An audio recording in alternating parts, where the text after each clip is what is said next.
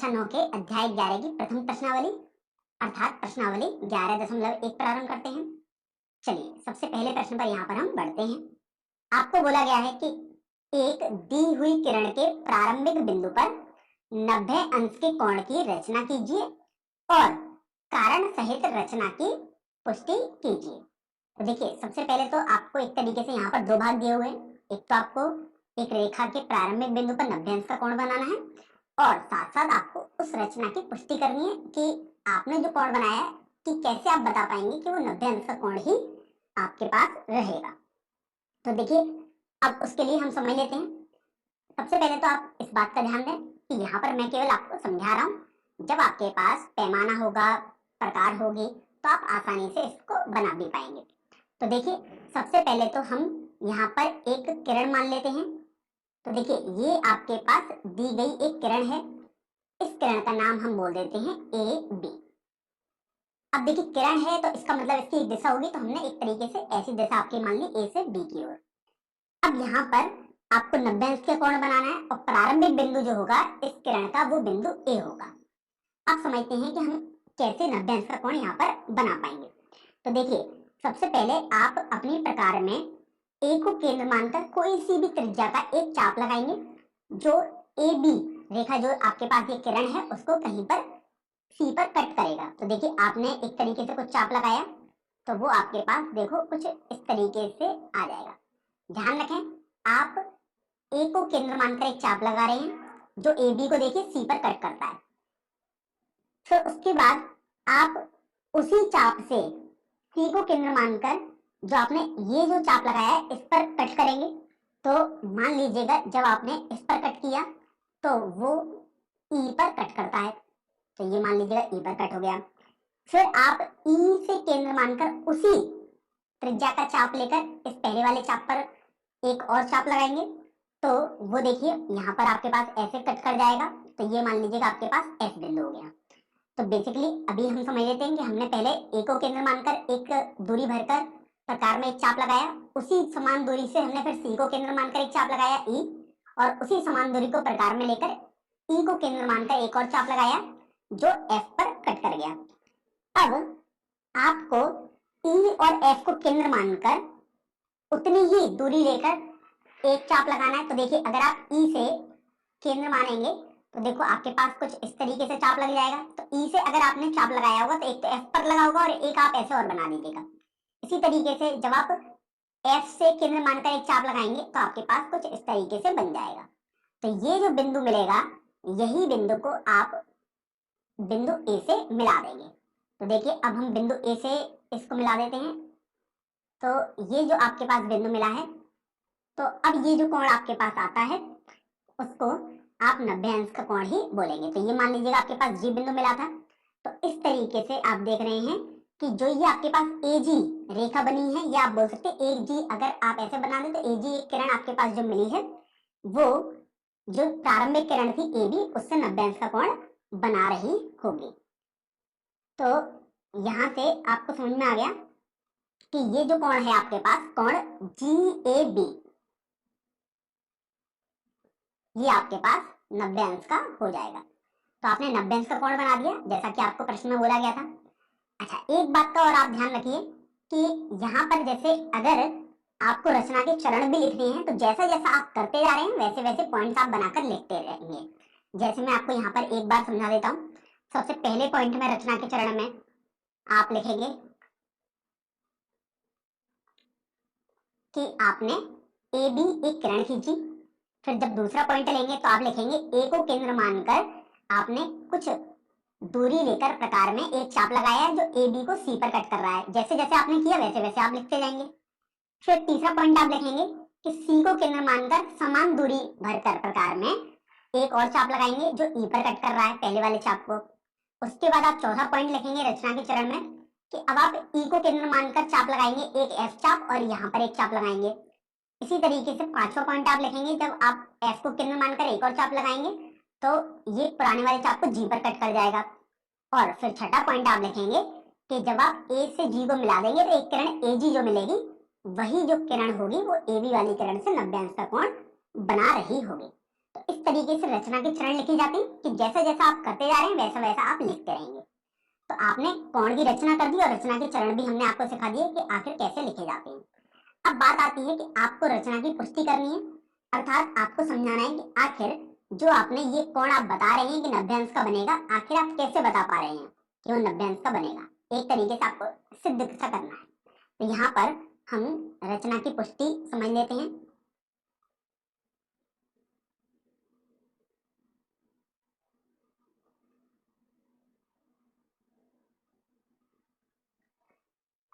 तो देखिए, अब हम पुष्टि करने के लिए सबसे पहले AC AE, आप देख पा रहे हैं ये रेखा AF और FE को जोड़ देते हैं और साथ साथ हम FG तथा GE को भी जोड़ देते हैं। तो अब सबसे पहले तो आप ये देखो कि आपके पास जो AC दूरी है वही CE के बराबर हो जाएगी और वही दूरी आपके पास AE के बराबर हो जाएगी, क्योंकि आपने देखा है कि जितने भी आपने चाप लगाए हैं वो समान दूरी भर के ही प्रकार में आपने चाप लगाए हैं। तो जो AC होगी वही CE होगी और वही आपके पास AE के बराबर हो जाएगी, क्योंकि देखो एक तरीके से त्रिज्या का काम कर रही है AC और AE। तो अब आपको ये पता लग गया कि त्रिभुज ACE, अगर आप देखो जिस तरीके से आपने C और E को भी यदि मिला दें तो त्रिभुज ACE एक समबाहु त्रिभुज आपके पास हो जाएगा, क्योंकि तीनों भुजाएं आपने अभी बताई दी कि ये बराबर हैं। तो इसका मतलब ये हुआ कि तीनों भुजाएं बराबर हैं तो तीनों कोण भी बराबर हो जाएंगे। तो देखो आपके पास ये वाला कोण भी 60 अंश हो जाएगा, ये कोण भी 60 अंश हो जाएगा और ये वाला कोण भी आपके पास 60 अंश हो जाएगा। इसी तरीके से आप यहाँ पर देख सकते हो कि देखिए जो AE रेखा है, क्योंकि जो त्रिज्या का काम कर रही है, AF भी तो वही रेखा दूरी हो गई क्योंकि वह भी त्रिज्या का काम कर रही है, और EF भी आपने उसी दूरी को प्रकार में भर के चाप लगाया था तो वो भी आपके पास बराबर हो गई। तो आपको समझ में आया कि AE, AF तथा EF ये भी आपस में बराबर हो जाएंगे। अर्थात जो अब आपके पास देखो एक त्रिभुज AEF जो दिखाई दे रहा है वो भी समबाहु त्रिभुज हो जाएगा। तो इस तरीके से AEF एक समबाहु त्रिभुज हो जाएगा, आपको ये भी पता लग गया। तो अब ये देखो अगर ये त्रिभुज भी समबाहु त्रिभुज हुआ तो इसका अर्थ तो ये हुआ कि ये वाला कोण भी 60 अंश, ये वाला कोण भी 60 अंश और ये वाला कोण भी 60 अंश। तो अब इसके बाद आप देखो कि CAE जो कोण है वही कोण आपके पास AEF हो जाएगा। तो इसलिए आपने देखा कि कोण CAE बराबर आपके पास कोण AEF हो जाएगा, क्योंकि आपने देखा ये बराबर तो आपके पास है ही। इसका मतलब ये हुआ कि आपके पास एकांतर कोण बराबर हो गए, अर्थात अब आप बोल सकते हैं कि जो FE रेखा है और जो AC रेखा है वो आपके पास समांतर हो जाएगी। तो आप FE समांतर AC लिख सकते हैं। तो यहां से आपके पास ये आ गया। फिर आप देखिए कि जो चाप आपने दूरी लेकर लगाया था, E से लगाया था G की तरफ, वही दूरी लेकर आपने F से G की तरफ लेकर लगाया। तो यहाँ से आपको ये भी समझ में आ गया कि जो FG है वही आपके पास EG हो जाएगा। अर्थात इसका तात्पर्य तो ये हुआ कि जो बिंदु G है वो EF के लंब समद्विभाजक पर स्थित होगा।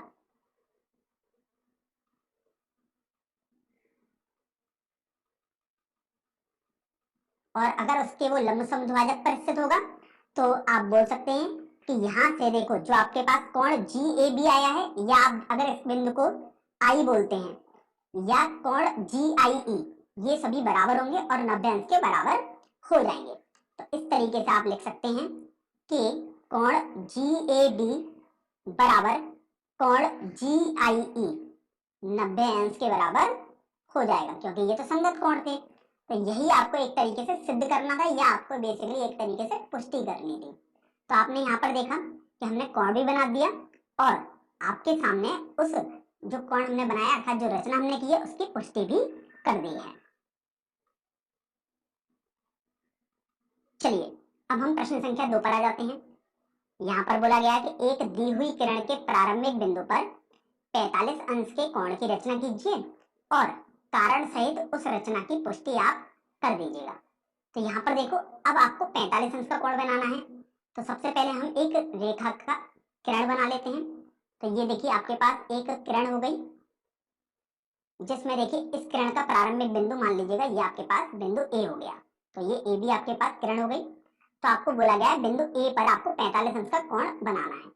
तो सबसे पहले हम वही प्रोसेस अपनाएंगे। सबसे पहले तो 90 अंश का कोण बनाएंगे। तो देखिए सबसे पहले आप कोई भी प्रकार में त्रिज्या लेकर एक चाप लगाएंगे। तो ये मान लीजिएगा आपके पास एक चाप आया और ये ए बी को ये वाला चाप सी बिंदु पर कट कर रहा है। अब उसी दूरी को प्रकार में लेकर सी को केंद्र मानकर अब आप एक चाप लगाएंगे। तो मान लीजिएगा यहाँ पर कट किया, बिंदु ई है ये आपके पास, और इसको ई नहीं अभी ए बी सी डी मान लेते हैं, और उतनी ही दूरी भरकर अब हम डी को केंद्र मानेंगे और यहाँ पर चाप लगाएंगे एक और। तो ये आपके पास देखिए ई आ जाएगा। अब यहाँ से आप ये समझिए कि जो ए डी वाला कोण होता है वो 60 अंश का होता है और ई वाला होता है 120 अंश का। तो जो 90 होता है वो 60 और 90 का मध्य बिंदु होता है। तो जब भी आपको मध्य वाला कोण बनाना होता है तो जिन दोनों के मध्य में वो होता है उनसे आप चाप लगाते हैं। तो अब आप डी से एक चाप लगाएंगे तो देखो वो आपके पास कुछ इस तरीके से आ जाएगा, और ई से आप एक चाप लगाएंगे उतनी दूरी भरकर तो आपके पास देखो ये वाला आ जाएगा। तो यहाँ से अब आप ए से इस बिंदु को जोड़ देंगे। तो देखिए अगर आप ए से इस बिंदु को जोड़ेंगे तो आपके पास कुछ इस तरीके से ये किरण आ जाएगी और इसको आप बिंदु एफ बोल सकते हैं। इसका अर्थ ये हुआ कि जो ए एफ किरण है वो ए बी वाली किरण पर 90 अंश का कोण बना रही है। तो आपने 90 अंश का कोण तो बना दिया, आपने पहले प्रश्न में सीखा भी था कैसे बनाते हैं। तो ये मान लीजिएगा ये जो किरण है वो आपके पास जी बिंदु पर कट कर रही है। तो अब देखो आपने 90 अंश का कोण बनाया है और आपको 45 अंश का कोण बनाना है। तो आपको पता है कि 45 अंश तो 0 अंश और 90 अंश का मध्य बिंदु होता है। तो जो 0 अंश होता है अर्थात जो बिंदु सी है वो 0 अंश का कोण है एक तरीके से, और जो बिंदु जी है वो एक तरीके से 90 अंश का कोण है। तो जब इनका आपको मध्य कोण बनाना है 0 और 90 के बीच का कोण अर्थात 45 अंश का कोण बनाना है, तो अब आप सी जी से अधिक दूरी लेकर आधे से अधिक दूरी लेकर सी से एक चाप लगाएंगे। तो मान लीजिएगा आपके पास यहाँ पर कहीं आएगा, और अब आप जी से एक चाप लगाएंगे उतनी ही दूरी लेके तो मान लीजिएगा आपके पास कुछ ये आएगा। तो ये जो बिंदु होगा वही बिंदु आपके पास 45 अंश के कोण का बिंदु हो जाएगा। तो मान लीजिए अगर आप इसको एच बिंदु मानते हैं तो इस तरीके से अब आप बिंदु ए से एच को जोड़ दीजिएगा। तो अगर हम बिंदु ए से एच को जोड़ दें तो देखो आपके पास कुछ इस तरीके से ये किरण आ जाएगी। तो यही जो किरण होगी वही आप देखेंगे कि ये आपके पास 45 अंश का कोण बना रही है। तो इस तरीके से आपने 45 अंश के कोण की रचना कर ली है। अब आपको बोला गया है कि आपको तो रचना की पुष्टि भी करनी है कारण सहित। तो रचना की पुष्टि के लिए अब हम यहाँ पर एक तरीके से इसको समझा देते हैं आपको कि आखिर ये जो कोण आपने बनाया है वो 45 अंश का ही क्यों है, कैसे आप इसको सिद्ध करेंगे। तो सबसे पहले हम जी एच और ए ई वाली रेखा को मिला देते हैं। तो देखिए जी एच आपने यहाँ पर मिला दिया और आप अब सी एच को मिला दीजिएगा। तो ये आपने सी एच को मिला दिया, और आप तो जानते हैं कि जी एच और सी एच तो समान दूरी लेकर प्रकार में आपने चाप लगाए थे, तो जी एच और सी एच तो आपस में बराबर है। तो यहाँ पर आप देखो आपको दो त्रिभुज दिखाई दे रहे हैं, त्रिभुज ए जी एच और त्रिभुज ए सी एच दिखाई दे रहे हैं। आप देख सकते हैं त्रिभुज ए जी एच और त्रिभुज ए सी एच में। तो त्रिभुज इन दोनों त्रिभुजों को हम ले लेते हैं, त्रिभुज ए जी एच तथा त्रिभुज ए सी एच में। अब देखो अगर आप त्रिभुज ए जी एच और त्रिभुज ए सी एच में लेंगे तो आप देख रहे हैं यहाँ पर जी एच और सी एच तो आपके पास बराबर है, क्योंकि आपने जो रचना करी है वो समान दूरी लेकर रचना करी है इनके चापों की। फिर आप देख पा रहे हैं कि जो ए एच है वो दोनों में उभयनिष्ठ है, तो आप ए एच बराबर ए एच लिख सकते हैं। और साथ साथ आपने देखा है कि जो आपने ए से चाप लगाया है वो सी और जी पर एक तरीके से मिला था, तो ए सी और ए जी तो एक त्रिज्या हो जाएंगी अर्थात समान त्रिज्या हो जाएंगी। तो आपको समझ में आ गया कि ए सी बराबर आपके पास ए जी के बराबर हो जाएगा। तो यहाँ से आपने देखा कि ए जी एच की तीनों भुजाएं ए सी एच त्रिभुज की तीनों भुजाओं के बराबर हो गई, अर्थात ये दोनों त्रिभुज आपके पास सर्वांगसम हो जाएंगे। तो ए जी एच त्रिभुज सर्वांगसम हो जाएगा त्रिभुज ए सी एच के, और ये हमारे पास एस एस एस मतलब भुजा भुजा भुजा सर्वांगसमता नियम से आ चुका है। इसका मतलब ये हुआ कि इनके जो संगत कोण है वो भी बराबर होंगे, अर्थात कोण जी ए एच बराबर आपके पास कोण CAH हो जाएगा। तो आप देखो GAH और CAH आपके पास बराबर हो गए, अर्थात ये वाला कोण और ये वाला कोण आपके पास बराबर हो गए। और आप तो जानते हैं ये वाले कोण मिला के तो 90 अंश है। तो आप देखो कि चूंकि कोण GAH प्लस कोण CAH ये तो 90 अंश के बराबर है, क्योंकि ये तो 90 अंश का कोण की रचना होती है जब आप ऐसे बनाते हैं तो। और आपने देखा GH और CH तो बराबर हो गए, तो 2 गुणा कोण GAH आपके पास 90 अंश के बराबर हो जाएगा। तो इस तरीके से कोण GAH आपके पास 45 अंश के बराबर हो जाएगा। अब चूंकि GAH और CH बराबर है, तो आप बोल सकते हैं कि कोण जो CAH होगा, या देखो आप इसे बोल सकते हैं CAH बोले या BAH, ये आपके पास 90 अंश के 45 अंश के बराबर हो जाएगा। तो आपने एक तरीके से ये सिद्ध भी कर दिया कि जो आपने ये कोण बनाया है रचना करके वो 45 अंश का ही होगा। अब देखिए प्रश्न संख्या 3 पर हम आ जाते हैं। यहाँ पर आपको बोला गया है निम्न मापों के कोणों की रचना कीजिए। तो यहाँ पर आपको केवल कोण बनाने हैं प्रश्न संख्या 3 में, कोई भी पुष्टि नहीं समझानी है आपको। तो अब देखो सबसे पहला कोण है आपके पास 30 अंश का। तो अब हम 30 अंश का कोण सबसे पहले बना लेते हैं, फिर बाकी हम दोनों भागों पर आगे बढ़ेंगे। तो सबसे पहले हम एक प्रारंभिक किरण बना लेते हैं। तो ये देखिए आपके पास एक प्रारंभिक किरण हो गई, और इस किरण का ये देखो आपके पास ये प्रारंभिक बिंदु हो गया A, और ये किरण का नाम हम AB बोल देते हैं। तो अब ये देखो कि हम सबसे पहला काम तो सब में कॉमन ही रहेगा कि आप A बिंदु को केंद्र मानकर प्रकार में कुछ त्रिज्या लेकर एक चाप लगाएंगे। तो देखो आपने एक तरीके से ये चाप लगाया जो इस AB रेखा को बिंदु C पर कट करता है। जब आपने ये चाप लगा दिया जो AB रेखा को C पर कट करता है, तो आप C से उतनी ही दूरी लेकर एक चाप और लगाएंगे। तो देखिए आपके पास यहाँ पर चाप मिल जाएगा। तो ध्यान रखें जो हमने आपको पहले भी बताया कि ये जो बिंदु होता है AD वाला, अगर आप इसको आगे जोड़ देंगे तो 60 अंश का कोण बनता है, लेकिन आप देख रहे हैं आपको तो 30 अंश का कोण बनाना है। तो आप देखो C वाला जो बिंदु है वो 0 अंश का कोण है, क्योंकि AB वाली रेखा पर ही किरण पर होने का मतलब यही हुआ कि 0 अंश का कोण बना रहा है। जो AD वाली रेखा होगी वो 60 अंश का कोण है। अब 30 अंश का कोण आप थोड़ा सोचेंगे तो आपको पता लगेगा कि वो तो 0 और 60 का मध्य बिंदु होता है। तो यहाँ से अब आपको समझ में आ गया कि आपको बेसिकली C और D का यूज करना है। तो अब आप C और D का मध्य कोण खींचेंगे, मतलब 30 अंश का कोण बनाएंगे। तो C और D के जो बीच की दूरी है उसके आधे से ज्यादा दूरी लेकर आप C से एक चाप बनाइए। तो देखियो आपके पास कुछ इस तरीके से चाप आएगा, और अब आप D से उतनी ही दूरी लेकर एक चाप और लगाएंगे। तो आपके पास देखो कुछ ये तरीके का चाप आ जाएगा। ये मान लीजिएगा इस चाप का नाम, आपने जो प्रतिच्छेदन बिंदु आया आपने इसको E बोल दिया। तो इस तरीके से अगर आप A से E को जोड़ देंगे, तो देखो A से E को जोड़ देंगे हमारे पास तो ये वाली एक किरण आएगी। तो जो ये किरण आपके पास आती है यही कोण आपके पास 30 अंश का बन जाता है। तो इस तरीके से आप 30 अंश का कोण बनाएंगे। तो सबसे मेन बात आपको ये ध्यान रखनी है कि जब भी आपके पास कुछ इस तरीके के कोण आ जाएं, कि जैसे आपको 30 अंश का कोण नहीं पता है लेकिन आपको 0, 60, 120 ये वाले कोण पता होते हैं और एक 90 अंश का आपने सीख लिया है, तो जब भी आपको आधे कोण बनाने हो तो जिन जिन का वो कोण आधा होता है उन्हीं का आप यूज करते हैं वहां पर। चलिए अब हम 22.5 अंश अर्थात 22.5 अंश का कोण बनाएंगे। तो देखिए इसमें भी हम उसी का यूज करेंगे। तो देखो सबसे पहले हम एक किरण बना लेते हैं। तो ये आपके पास देखो एक किरण आ गई। इस किरण का पहला बिंदु अर्थात प्रारंभिक बिंदु हमने A मान लिया, और ये किरण आपके पास A भी है। तो सबसे पहले 22.5 अंश आपको बनाना है। तो आप उस समय ही सोच लीजिएगा 22.5 आप जानते, अभी तो आप नहीं जानते कि कैसे बनेगा, लेकिन आप जानते हैं कि आप 90 अंश का कोण बना सकते हैं।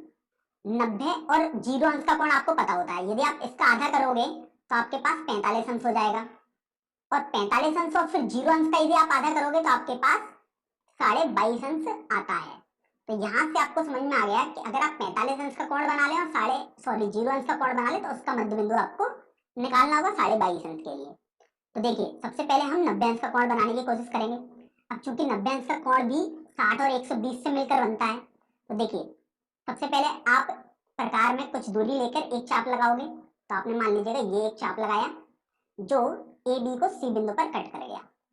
फिर आप उसी दूरी को प्रकार में लेकर सी को केंद्र मानकर एक चाप लगाएंगे। तो देखो ये आपके पास यहाँ पर कट कर जाएगा।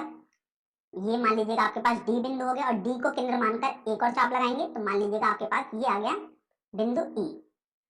तो यहाँ से आपको समझ में आता है कि जो एडी है वो 60 अंश का कोण है और एई जो बनता है वो 120 अंश का कोण है। ये हम आपको पहले बता चुके हैं।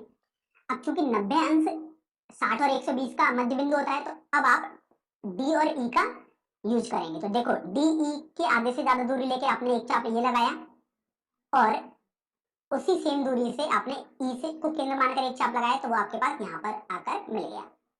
तो आपको समझ में आएगा कि अगर आप इससे इसको ज्वाइन कर दें, अर्थात ये आप किरण बना दें आपके पास, ये मान लीजिएगा आपके पास एफ बिंदु था, तो ये जो कोण है वो आपके पास 90 अंश का कोण बनता है।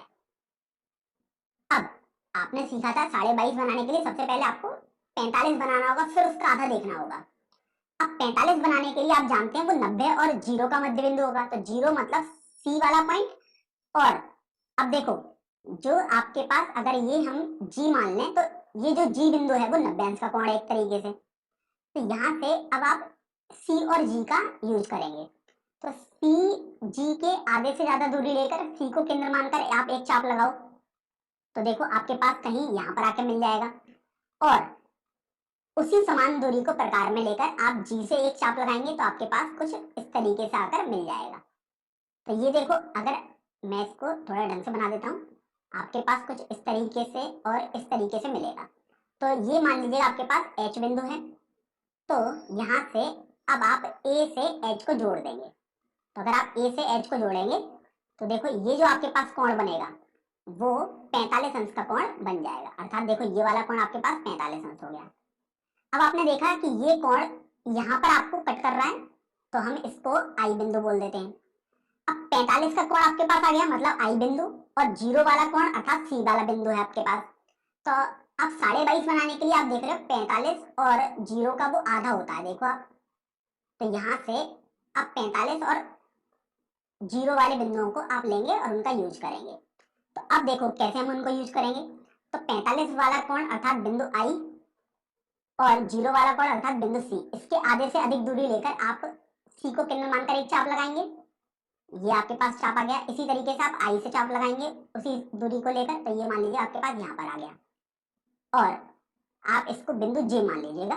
तो अब आप ए से जी को जोड़ देंगे। तो अगर हम ए से जी को जोड़ दें तो आपके पास देखो इस तरीके से एक किरण आ जाएगी और यही जो किरण होगी ये आपके पास जो कोण बना रही होगी वो 22.5 अंश का हो जाएगा। तो यहाँ पर मैं देखो इसको लिख देता हूँ रिक्वायर्ड या अभीष्ट, मैं हिंदी में भी लिख देता हूँ अभीष्ट किरण जो है 22.5 अंश का कोण बनाने वाली ए बी किरण से वही आपके पास ये हो जाएगी।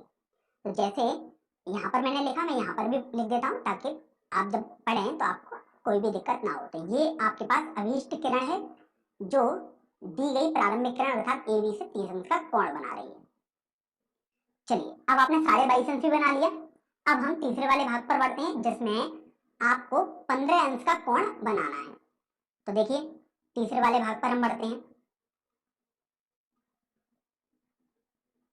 तो सबसे पहले तो आप एक किरण खींच लेंगे सबसे पहले ही। तो ये आपके पास एक किरण हो गई जिसमें ये आपके पास प्रारंभिक बिंदु ए हो गया और किरण ए बी हो गई, अर्थात बी इसका उच्च सिरा हो जाएगा इस किरण का। तो अब देखो आप सबसे पहले वही काम करेंगे, सब में दोबारा रिपीट करेंगे कि ए को केंद्र मानकर कुछ भी दूरी प्रकार में लेकर आप एक चाप लगाएंगे। तो मान लीजिए आपने ये चाप लगाया जो ए बी वाली किरण को सी बिंदु पर कट कर गया। तो अब देखो आप उतनी ही दूरी लेकर सी से चाप लगाएंगे तो ये आपके पास देखो यहाँ पर मिल जाएगा एक, इसको हम बोल देते हैं डी वाला बिंदु। तो आप तो जानते हैं सी वाला बिंदु अर्थात 0 अंश का कोण है और एडी मिला दोगे तो वो 60 अंश का कोण वाला बन जाएगा।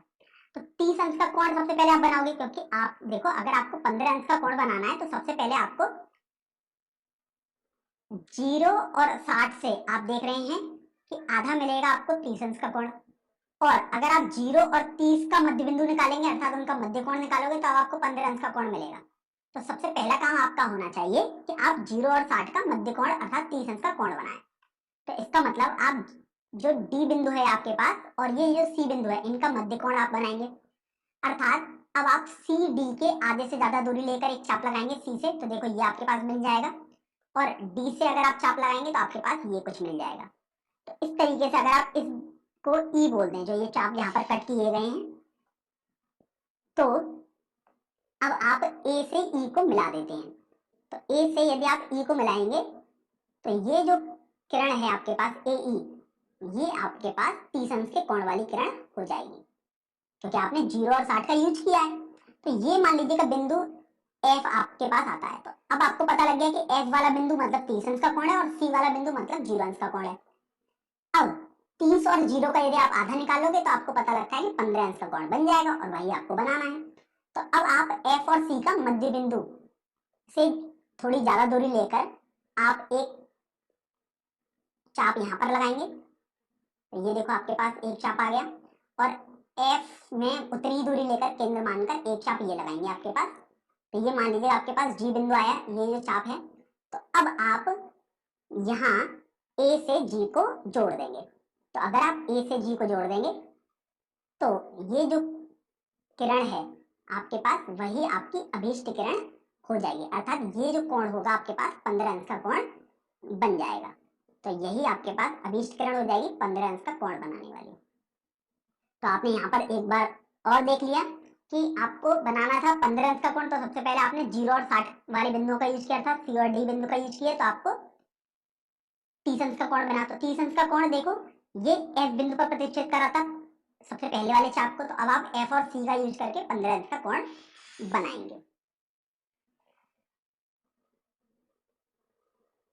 अब देखिए प्रश्न संख्या 4 में आपको बोला गया है कि निम्न कोणों की रचना कीजिए और चांदे द्वारा मापकर इसकी पुष्टि कीजिए। देखिए हम चांदे से तो आपको पुष्टि नहीं करा सकते, यहाँ पर मैं केवल आपको कोणों की रचना करना सिखा देता हूँ। तो यहाँ पर देखिए सबसे पहले हम पहले वाले कोण अर्थात 75 अंश वाले कोण को बनाएंगे। तो जब आप 75 अंश वाले कोण को बनाएंगे तो सबसे पहले स्वाभाविक बात है कि आपको एक किरण बनानी होगी। तो ये मान लीजिएगा आपके पास एक किरण हो गई। इस किरण को आपने ए बी नाम दे दिया, जहां ए आपके पास प्रारंभिक बिंदु हो गया। तो आप बिंदु ए पर 75 अंश का कोण बनाएंगे ए बी के सापेक्ष। तो आप जानते हैं कि 75 अंश का कोण अभी तक आपको नहीं पता है, लेकिन आप सबसे बेसिक कोण अर्थात देखो 0 अंश का कोण बनाने जानते हैं, 60 अंश का कोण बनाने जानते हैं, 120 अंश का कोण बनाने जानते हैं, 90 अंश का कोण बनाने जानते हैं। तो यदि आप गौर करो तो जो 75 अंश का कोण है वो 60 और 90 का मध्य बिंदु होता है। आप देख सकते हो 60 प्लस 90 बटे 2 करूंगा मध्य बिंदु के लिए, तो ये आपके पास 150 बटे 2 अर्थात 75 आ जाएगा। इसका मतलब ये हुआ कि सबसे पहले आपको 60 अंश और 90 अंश का कोण बनाना होगा और इसका मध्य बिंदु बनाना होगा कोण के लिए। तो यहाँ पर हम सबसे पहले ए को केंद्र मानकर एक चाप लगा लेते हैं। तो ये देखिए आपके पास एक चाप ये हो गया जो ए बी वाली किरण को सी बिंदु पर कट करता है। अब आप उसी सी बिंदु को केंद्र मानकर उतनी ही दूरी से एक चाप यहाँ पर लगाएंगे इस पर। तो ये आपके पास देखो आ जाएगा बिंदु डी, और डी से अब आप एक और चाप लगाएंगे उसी दूरी से। तो ये आपके पास देखो ई बिंदु आ गया, क्योंकि देखो ए डी अगर आप बना दोगे तो 60 अंश का कोण बन जाएगा। ये तो आपको समझ में आता ही है, डी वाला होता है 60 अंश का, सी होता है 0 अंश और ई होता है 120 अंश का। अब 90 अंश का कोण बनाने के लिए भी आपने बार बार सीखा है कि वो 60 और 120 का मध्य बिंदु होता है। तो अब आप डी और ई का यूज करोगे। तो डी से अगर आप एक चाप लगाओ और ई से आप एक चाप लगाओ तो आपके पास कुछ इस तरीके से आ जाएगा। तो अब आप ए से इस चाप को जोड़ देंगे। तो ये देखो आपके पास कुछ इस तरीके से आ जाएगा। तो यहाँ से देखो ये आपके पास जो किरण आई, अगर आपने इसको एफ बोला तो जो ये कोण है आपके पास 90 अंश का बन जाएगा।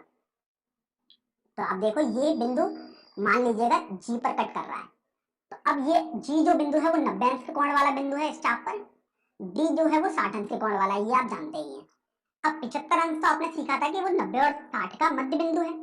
इसका मतलब आप जी और डी वालों से यूज करेंगे। तो अब आप जी डी के आधे से ज्यादा दूरी लेकर प्रकार में एक दूरी ले लेंगे ज्यादा सी, आधे से ज्यादा, और फिर एक चाप लगाओ डी को केंद्र मानकर। तो देखो आपके पास कुछ इस तरीके से ये आ जाएगा, और जी से उतनी दूरी लेकर आप एक चाप और लगाएंगे तो ये आपके पास ये आ जाएगा। तो ये मान लीजिएगा आपके पास एच बिंदु आ गया। तो अब आप एच को ए से जोड़ देंगे। तो देखिए एच को यदि आप ए से जोड़ देंगे तो आपके पास ये एक किरण आ जाएगी। तो ये जो आपके पास किरण आएगी वही आपके पास अभीष्ट किरण हो जाएगी, अर्थात जो ये आपने किरण बनाई है ए एच, वो ए बी वाली प्रारंभिक किरण से 75 अंश का कोण आपके पास बना रही होगी। तो इस तरीके से 75 अंश का कोण आप आसानी से बना सकते हैं। चलिए, अब 75 अंश के कोण के बाद हम आगे बढ़ते हैं। तो आगे हम देखते हैं 105 अंश का कोण। तो 105 अंश का कोण अब हम बनाएंगे। तो देखो, 105 अंश का कोण भी हम डायरेक्ट बनाना नहीं जानते, लेकिन आपने देखा है कि हम डायरेक्ट जो कोण बनाने जानते हैं वो केवल 0 अंश है, 60 अंश है और 120 अंश है। और 60 और 120 का आधा यदि करके आप बना सकते हैं तो 90 अंश है। तो आप देखो, 120 और 90 का अगर आप मध्य बिंदु निकालोगे, अर्थात 120 प्लस 90/2 आप करो तो 210/2 आएगा, अर्थात 105 अंश आ जाएगा। इसका मतलब आपको ये समझ में आया कि 120 वाला जो बिंदु होता है चाप पर और जो 90 अंश वाला बिंदु होता है उस चाप पर, उनका यूज आपको करके 105 अंश का कोण आसानी से बन जाएगा। तो चलिए, सबसे पहले तो हम एक किरण बना लेते हैं स्टार्टिंग में ही। तो ये आपके पास एक किरण आ गई। अब इस किरण को हम नाम दे देते हैं। तो ये ए बी एक किरण हो गई, जहां पर ए इसका प्रारंभिक बिंदु है। तो अब आप वही काम दोबारा अपनाएंगे। सबसे पहले तो आपका उद्देश्य होगा 120 और 90 अंश का कोण बनाना। तो देखो, आप ए से एक चाप लगाओगे जो ए बी को आप देख रहे हो सी बिंदु पर कट कर रहा है। फिर आप सी से उतनी ही दूरी लेकर एक चाप लगाओगे। तो ये आपने चाप लगाया है बिंदु डी, और डी से उतनी दूरी लेकर आप एक और चाप लगाओगे। तो ये आपने जैसे एक चाप लगाया बिंदु ई। तो डी होता है 60 अंश और ई होता है 120 अंश। 60 और 120 का आधा करोगे तो 90 अंश मिलेगा, अर्थात 90 अंश का कोण बनाने के लिए आप डी और ई के आधे से ज्यादा दूरी लेकर एक चाप लगाओ। तो डी को केंद्र मानोगे तो ये आपके पास चाप आ गया, और ई को केंद्र मानोगे तो ये आपके पास चाप आ जाएगा। तो यहाँ से आप देखो, अगर आप जैसे मान लीजिएगा, अगर आप इसको एफ बिंदु बोल देते हैं तो आप ए और एफ को जोड़ दीजिएगा। तो आपने ए और एफ को जोड़ा, देखो आपके पास ये कुछ इस तरीके से आ जाएगा। इसका मतलब ये हुआ कि ये जो आपके पास कोण आया है, ये आपके पास 90 अंश का कोण आ गया। अब आप देखो कि 90 अंश का कोण आपके पास आ गया, और 120 अंश का आपको पता ही है, ई वाला जो बिंदु होता है वो होता है। इसको आप देखिए, ये जो कोण है 90 अंश का, वो अगर इस चाप को देखोगे तो ये मान लीजिएगा जी बिंदु पर कट कर रहा है। तो आपको ई और जी का सहारा लेना है। तो ई और जी के आधे से ज्यादा दूरी लेकर आप एक चाप लगाएंगे। तो देखो, जी को केंद्र मानकर अगर आप एक चाप लगाओगे तो आपके पास कुछ इस तरीके से आ जाएगा, और ई को केंद्र मानकर अगर आप एक चाप लगाओगे तो आपके पास कुछ इस तरीके से आ जाएगा। मान लीजिएगा आपके पास ये एच बिंदु आ गया। तो अब आप ए से एच को जोड़ दीजिएगा। तो यही आपके पास देखिए अभीष्ट किरण हो जाएगी। तो जो आपने ए से एच को जोड़ा, तो ये जो किरण है आपके पास अभीष्ट किरण हो जाएगी। अभीष्ट किरण का मतलब ये हुआ कि ये जो किरण होगी वो प्रारंभिक किरण अर्थात ए बी से 105 अंश का कोण बना रही होगी। तो इस तरीके से आपने दूसरा वाला भाग इस प्रश्न का हल कर दिया, मतलब 105 अंश का कोण बना दिया। चलिए, अब हम आगे बढ़ते हैं। दूसरे भाग के बाद आप देख रहे हैं तीसरे वाले भाग में आपको 135 अंश का कोण बनाना है। तो चलिए, 135 अंश का कोण अब हम बनाएंगे।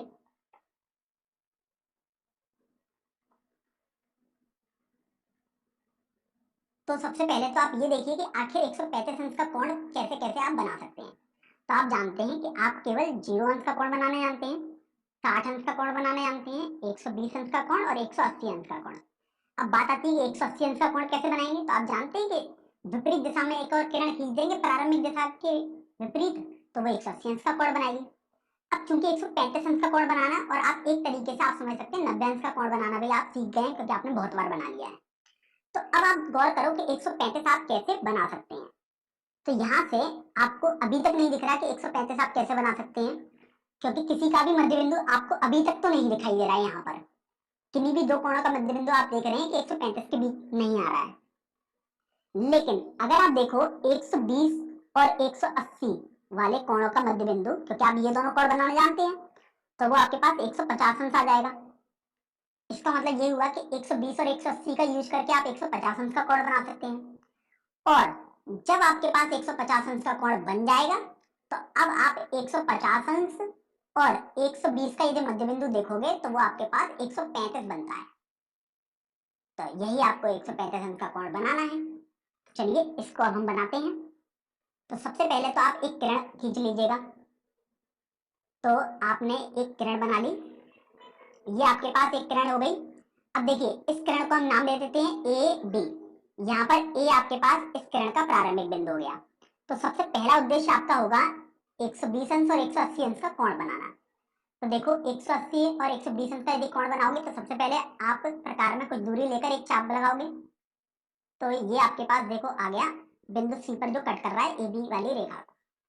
तो यहाँ से देखो उसी दूरी को लेकर आप यहाँ पर एक चाप लगाओगे तो ये बिंदु डी आ गया, अर्थात 60 अंश का कोण है ये। फिर आप देख रहे हो ये आपके पास बिंदु ई आ जाता है जो कि 120 अंश का कोण है। और अगर आप ए बी वाली किरण को थोड़ा सा पीछे की तरफ बढ़ाएं तो आपको देखो ये बिंदु एक मिलता है, ये वाला बिंदु, ये आप मान लीजिएगा एफ बिंदु है। तो जो एफ बिंदु है वो 120 अंश का कोण है, क्योंकि ए बी दिशा ये है। अगर आप इधर की तरफ दिशा बना देंगे किरण की तो आपके पास अब ये 180 अंश का कोण बन जाएगा। तो आपने देखा कि 120 अंश का कोण मतलब ई वाला बिंदु और 180 अंश का कोण मतलब एफ वाला बिंदु आपके पास आ गया। तो सबसे पहला उद्देश्य आपका होना चाहिए 150 अंश का कोण बनाना, अर्थात ई और एफ का आप यूज करोगे। तो ई एफ के आधे से ज्यादा दूरी लेकर आप एक चाप लगाओगे ई को केंद्र मानकर। तो देखो आपके पास ये एक चाप आ गया ई को केंद्र मानकर। अब आप एफ को केंद्र मानकर एक चाप लगाओगे उसी दूरी से, तो देखो आपके पास ये आ जाएगा। तो यहाँ से अब आप ए से इस बिंदु को मिला देंगे। तो मान लीजिएगा ये आपके पास जी बिंदु आया था, तो आप ए से जी को मिला दीजिएगा। देखिए आपने ए से जी को मिलाया तो ये आपके पास देखो एक किरण ये बन गई। इसका मतलब ये जो किरण आपके पास बनी है आपको समझ में आना चाहिए वो 150 अंश के कोण वाली किरण बनी है, क्योंकि वो देखो 120 और 180 का आपने यूज किया है ई और एफ बिंदु का, और ये आप मान लीजिएगा एच बिंदु है आपके पास। तो अब आप देखो कि ये आपके पास 150 अंश का कोण आया, लेकिन आपको तो 135 अंश का कोण बनाना है। मैं यहाँ पर थोड़ा इसको बना देता हूँ क्योंकि ये थोड़ा सा ढंग से आप बना सकते हैं फिर बाद में। तो अब आपको 135 अंश का कोण बनाना है। तो आप देखो 135 तो 150 और 120 का आधा था। ई वाला बिंदु होता है 120 अंश के कोण वाला, और जो एच आया है वो 150 अंश के कोण वाला बिंदु है। तो अब आप एच और ई का मध्य बिंदु निकालोगे, मतलब आप एच और ई के आधे से ज्यादा दूरी लेकर एच को केंद्र बनाकर एक चाप बनाओगे। तो आपके पास देखो कुछ इस तरीके से आ जाएगा, और ई को केंद्र मानकर उतनी ही दूरी से आप एक चाप लगाओगे तो देखो यहाँ पर कट कर जाएगा। इसको आप मान लीजिएगा आई बोल सकते हैं। तो यहाँ से अब आप ए से आई को जोड़ दीजिएगा। तो देखिए ए से अगर आप आई को जोड़ देंगे तो आपके पास कुछ इस तरीके से ये एक किरण आ जाएगी। तो यही जो किरण होगी ये आपके पास 135 अंश का कोण बना रही होगी, क्योंकि आप देखो आपने 150 और ये जो कोण है 120 इसका मध्य बिंदु निकाला है, तो वो 135 ही होता है। तो इस तरीके से ये वाली जो किरण है आपके पास वो 135 अंश का कोण बना रही है प्रारंभिक किरण ए बी से।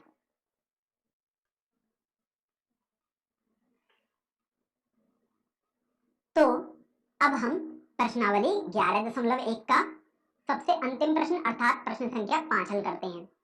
चलिए इस प्रश्न को पढ़ते हैं। यहाँ पर आपको बोला गया है कि एक समबाहु त्रिभुज की रचना कीजिए जब इसकी एक भुजा दी हो तथा कारण सहित आपको रचना ये करनी है, मतलब आपको एक तरीके से इसकी पुष्टि भी करनी है। तो सबसे पहले तो हम एक रचना करेंगे अर्थात समबाहु त्रिभुज बनाएंगे। तो सबसे पहले मान लीजिएगा आपके पास जो समबाहु त्रिभुज की भुजा है वो कुछ भी एक दी होगी, जैसे यहाँ पर तो दी नहीं है खैर, लेकिन मैं जैसे बोल सकता हूँ 5 सेंटीमीटर, 10 सेंटीमीटर, 2 सेंटीमीटर, 8 सेंटीमीटर, कुछ भी आपके पास हो सकती है। तो जैसे अभी अगर चूंकि नहीं दी है तो एक तरीके से आपके पास एक भुजा दी हुई है। तो यहाँ पर आप देखो आपके पास एक भुजा दे दी समबाहु त्रिभुज की, होगी इसकी कुछ भी दूरी आपको नहीं पता है, कोई बात नहीं, हमें नहीं पता है। तो अब देखो इस बात की जरूरत भी नहीं है कि आखिर कितनी दूरी है। तो यहाँ से अब ये देखिए हम इस सवाल को दो तरीके से हल करेंगे। तो सबसे पहला मेथड से हम आपको बता देते हैं। अब आप समबाहु त्रिभुज की सबसे बड़ी विशेषता ये जानते हैं कि उसकी सभी भुजाएं बराबर होती हैं। इसका मतलब अब आपको एक तीसरा बिंदु चाहिए ताकि एक त्रिभुज आपके पास बन जाए और वो बराबर सभी भुजाएं होनी चाहिए। तो आप प्रकार में ए बी के बराबर सबसे पहले दूरी भर लेंगे। तो जब आपने प्रकार में ए बी के बराबर दूरी भर ली तो ए को केंद्र मानकर आप एक चाप लगाओगे तो आपके पास कुछ इस तरीके से यहाँ पर आकर मिल जाएगा, और फिर आप उसी दूरी से बी को केंद्र मानकर एक चाप लगाएंगे तो आपके पास ये मिल जाएगा। तो ये को आप सी बिंदु मान लीजिएगा इस बिंदु को। तो अब आप ए से सी को जोड़ दीजिएगा। तो देखिए ए से अगर हम सी को जोड़ेंगे तो कुछ इस तरीके से आपके पास मिलेगा, और यदि हम बी से सी को जोड़ेंगे तो आपके पास कुछ इस तरीके से ये मिल जाएगा। तो इस तरीके से आप देख रहे हो कि ये जो आपके पास त्रिभुज एबीसी बना है वो एक समबाहु त्रिभुज हो जाएगा। तो यहां से आपने देख लिया कि ये आपके पास समबाहु त्रिभुज हो जाएगा। अब इसकी रचना की पुष्टि करते हैं।